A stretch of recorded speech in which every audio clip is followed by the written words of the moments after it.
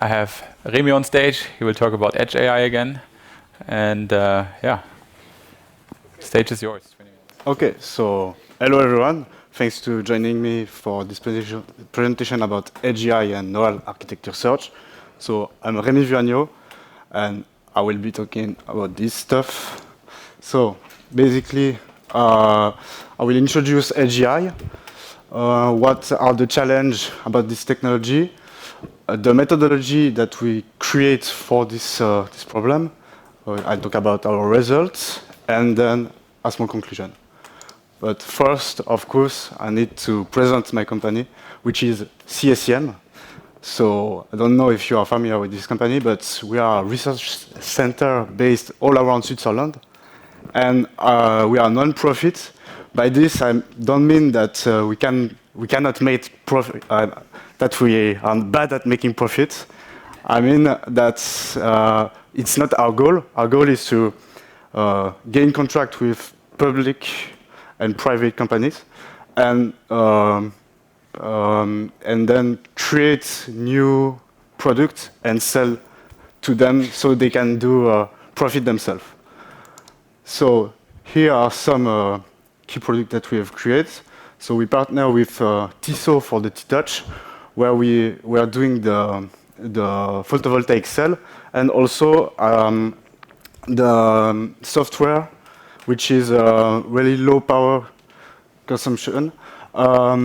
We were also doing with the CFF, I don't know the name in German, sorry, an algorithm that tracks the problem on the railroad.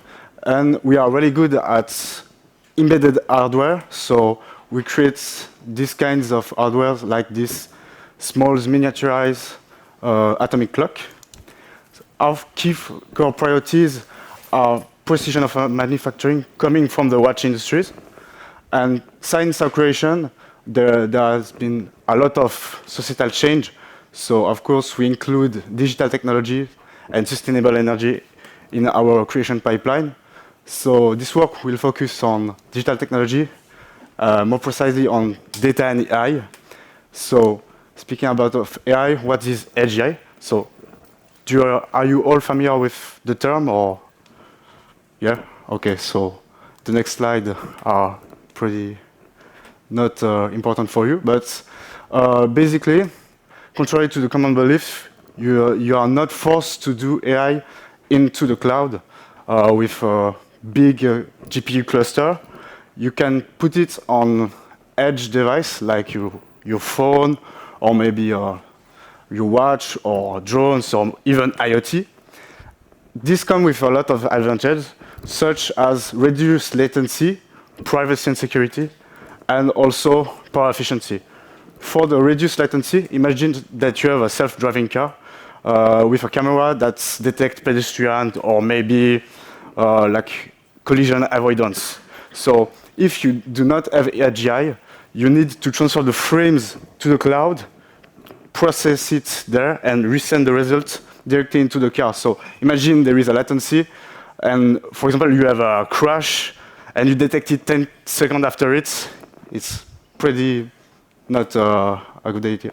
So if we have Edge AI if the frames are processed at the edge, so you can do it in real time. For the privacy, you can take the same example, or maybe a CCTV camera, and for example, that try to detect people, and you send your data to the cloud.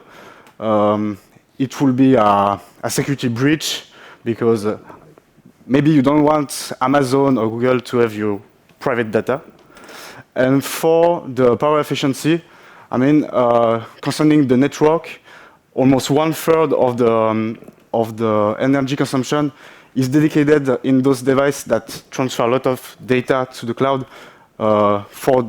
to this purpose. So if we proceed at edge, we can reduce a lot of energy consumption. Of course, this comes with a lot of constraints.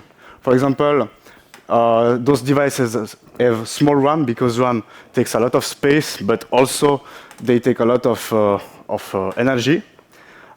Smaller cache. Also, they've maybe limited operation sets, like, for example, they are on risk, or they use uint 8 as representation instead of floats. Or they maybe have, they maybe cannot proceed certain operations that are important in deep learning. For example, they cannot do like a self-attention and layer like this.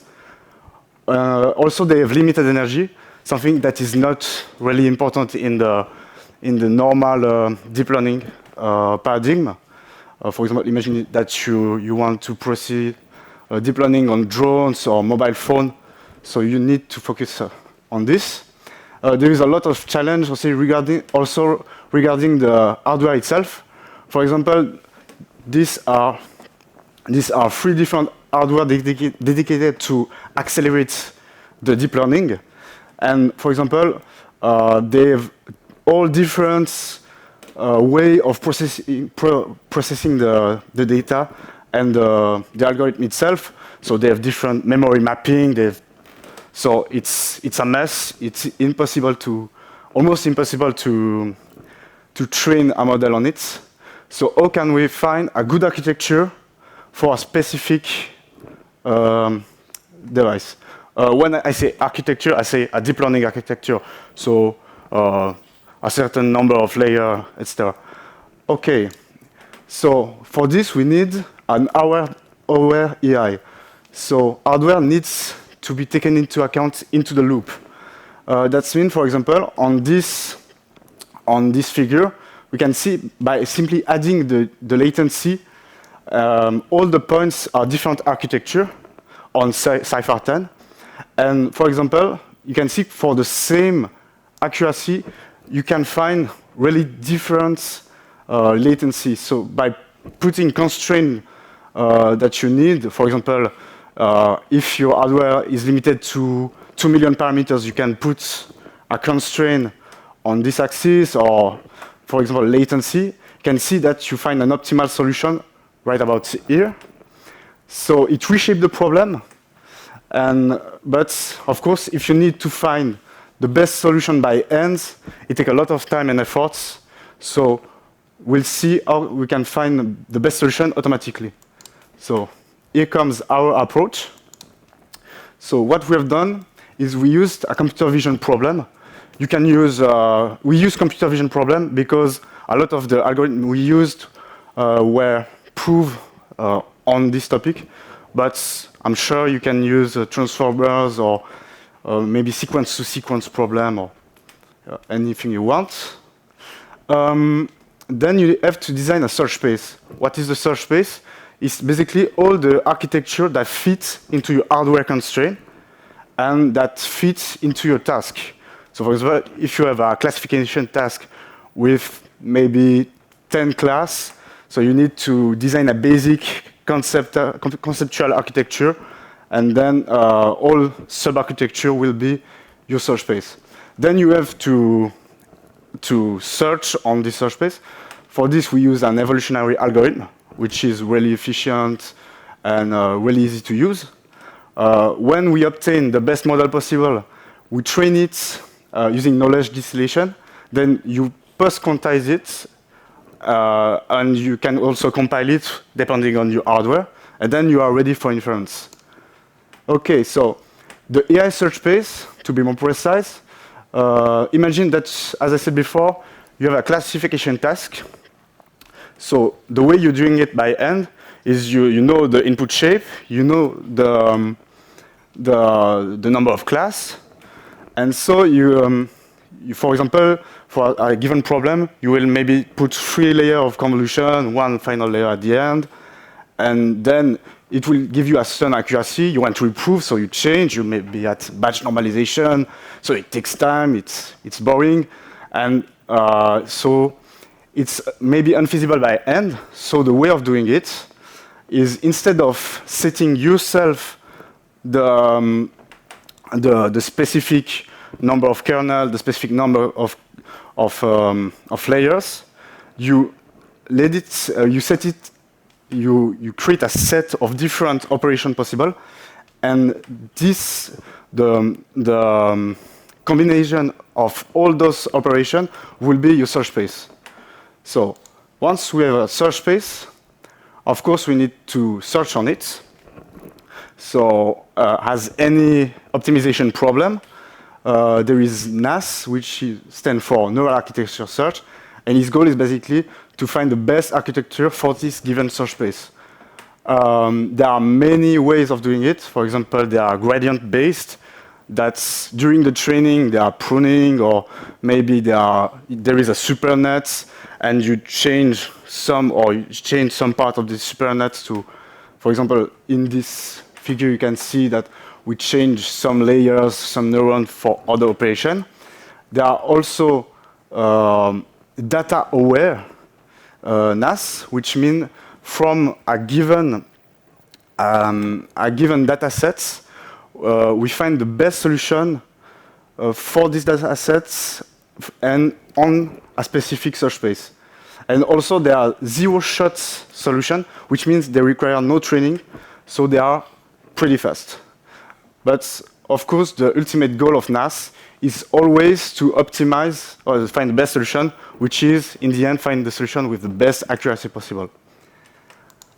So we choose genetic algorithm. So genetic algorithm, for those who do not know, is a paradigm that establish paradigm from evolution and biology. For example, survival of the fittest, or maybe mutation or crossover.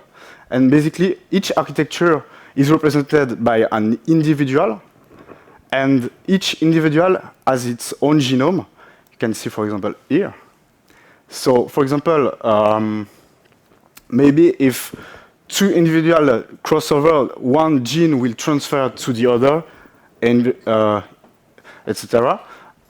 Also, you can add mutation to get out of local minima, and it's really efficient to use this solution because it can represent the whole architecture as a string or any way you want, and it's easy to like crossover, mutate, because if we were using reinforcement learning, for example, for this layer, it will represent a certain action, and for this a specific type of operation, there will be a specific action dedicated. So in the end, you have a humongous action space. So, but of course, since we have a lot of individuals in the population, and each population is used over generation, if we use accuracy directly, it will be not feasible in a lifetime to obtain the convergence. So we use zero-shot proxy to do this. What are zero-shot proxy? So basically, there are metrics that try to estimate the representational capabilities of a model, and we assume that our model with good representational capabilities have a good accuracy at the end. For example, we used the proxy Zico, which correlate pretty well with the test accuracy at around 73% of Pearson correlation. And what is Zico?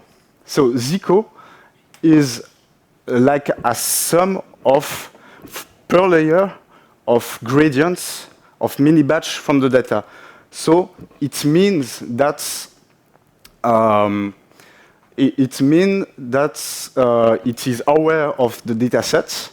So it's pretty important for us. But since it's a sum, it has the bias. It's biased towards bigger architecture, because the more you add layers, the more you have a bigger Zico score. So to counter this, there is another proxy which is called Zico BC, which stands for bias corrected Zico. And what they have done is basically adding this penalty term, which is given by the shape of the architecture itself. So now Zico BC is aware of the shape of the model. So in the end, our pipeline is data aware because of Zico, is hardware aware because of the hardware constraint we set in our search space and from our hardware. And also using ZicoBC is aware of the model shape.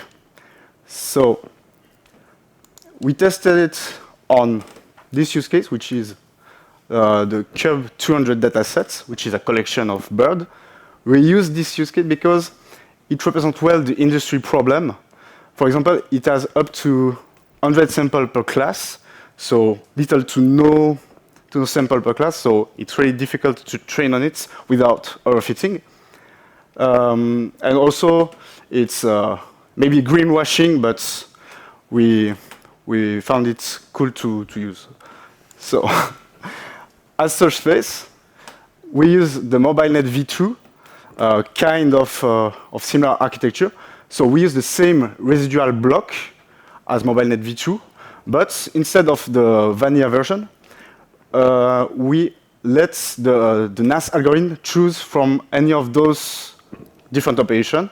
So since there is 16 blocks, you have this humongous amount of possibility. So good luck training all of them in a lifetime. Also, we set as hardware constraint a number of parameters at maximum 2 million parameters and 1.5 million parameters, given that the standard version of MobileNet V2 is around 2.4 million parameters. So now we have our search space, our hardware constraint, so we can find the best architecture using our genetic algorithm. Then we have this training process. We choose knowledge distillation. Basically, the concept is this one, is you take a foundation model, big foundation model, you fine-tune it on your data set, so it does not overfit, and then you use this pre-trained, good performing model to infuse during training knowledge on your student model. So basically, you are doing fine-tuning on the student model without actually pre-training it. So pretty cool stuff. And once trained, you obtain a well-performing small model dedicated to your hardware.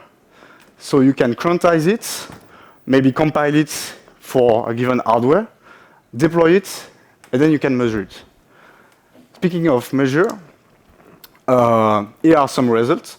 So we use 4 foundation models. NTSNet, which is transformer-based with CNN, so dual-head stuff. Pretty accurate, but has a lot of parameters, so yeah.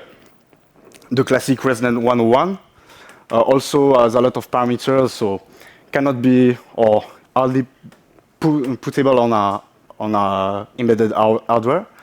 MobileNet V2, which is pre-trained on ImageNet, and MobileNet V2, not pre-trained on ImageNet. So for our model, we have our 2 hardware constraints and our 2 proxies. So if we take a look at the accuracy of the baseline, which is the accuracy without knowledge distillation, we can see that actually our model performs better than the MobileNet V2 standard version without pre-training.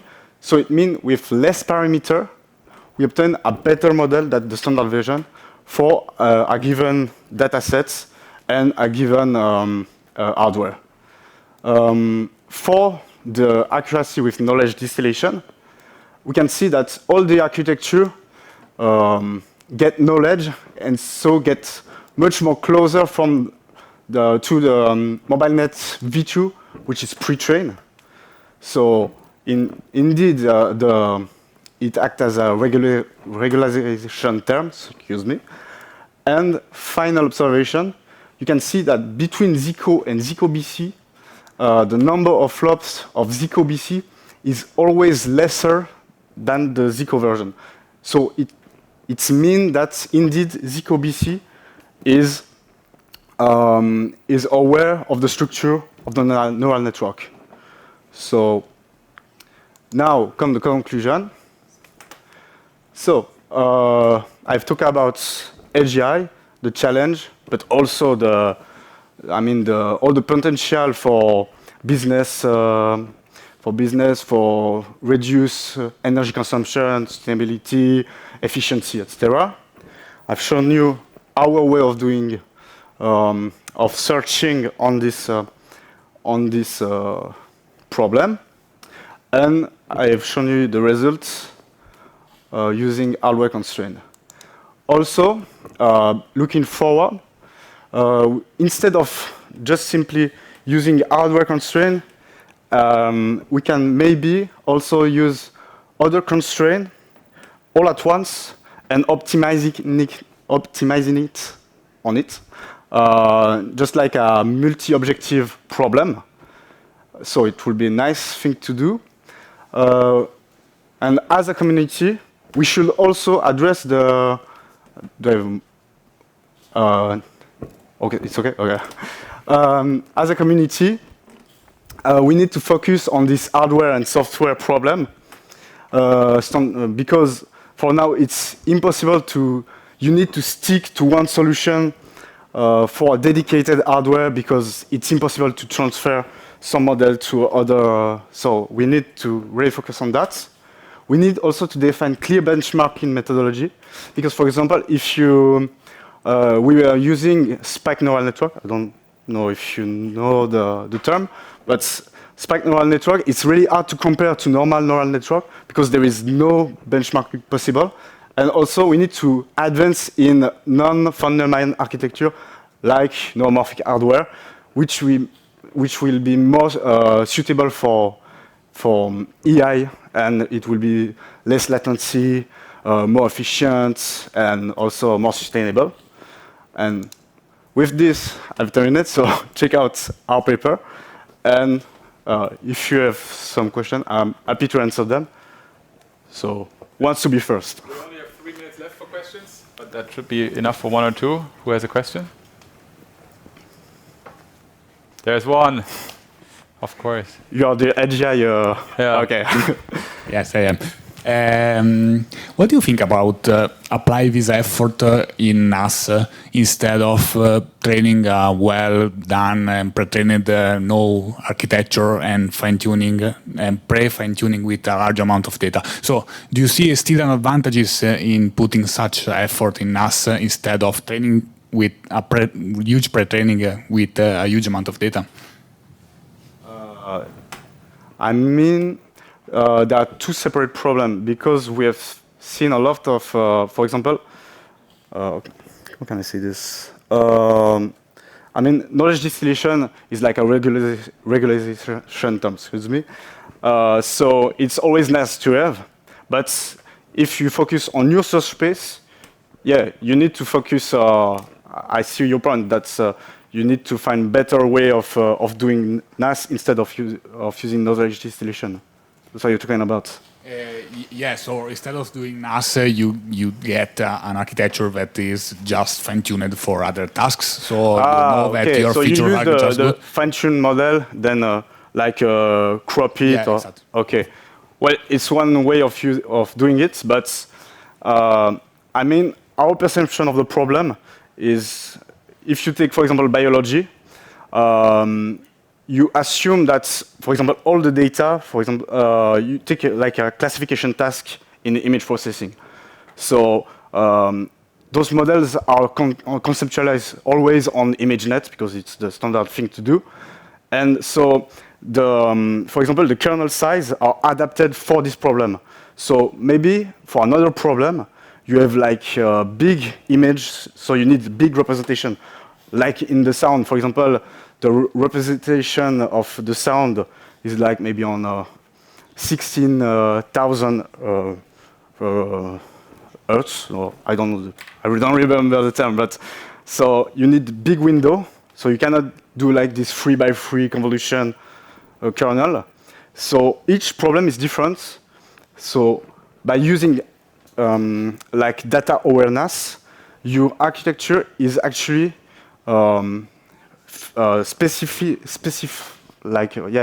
is specialized on your own data. So you have something more efficient, and that can have reduce amount of parameters for the same performance. Yeah, thank you. Also for a nice presentation. Thank you. Thank you very much. I think it's already time to wrap up. What is important now is some housekeeping. So the next speaker will take some time. We will speak at 2:45 again here, but in between there's networking and the poster discussion. And the reminder is that you should vote for the best poster in the talk conference app, please. So we reconvene at 2:45 here, and I wish you a great networking session. See you later.